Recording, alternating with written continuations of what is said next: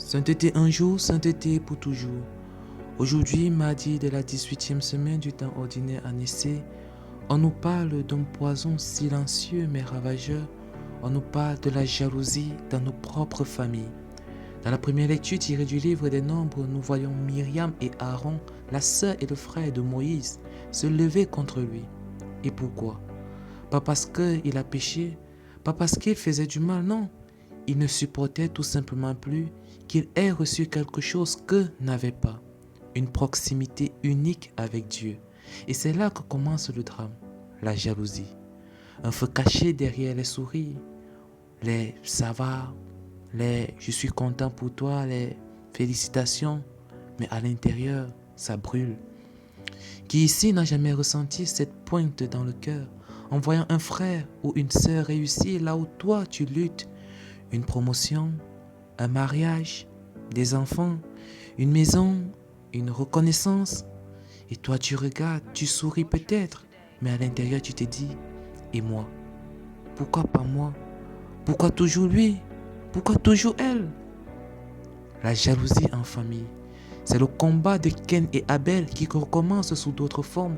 C'est ce silence glacé entre deux sœurs. C'est ce frère qui ne vient plus aux fêtes de famille. Ce cousin que tu n'arrives plus à appeler. Ces parents qui comparent les enfants. Regarde ton frère, lui au moins il est. Et sans même le vouloir, cela sème les graines de rivalité. Mais attention, la jalousie ne détruit pas seulement l'autre, elle nous détruit nous-mêmes. Myriam aujourd'hui a été frappée de lèpre, pas Moïse. Ce n'est pas Moïse qui a été frappé, ce n'est pas l'innocent qui a souffert, mais celle qui laissait l'envie ronger son cœur.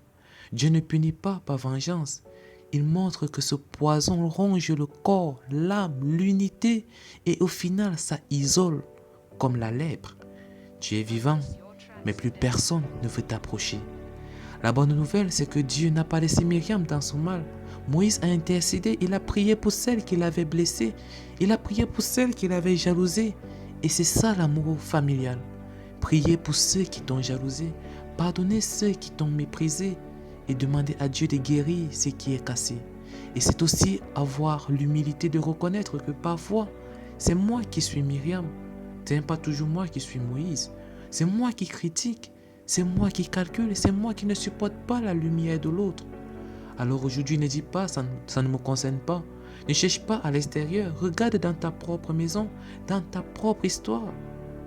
Où y a-t-il des blessures dues à la jalousie?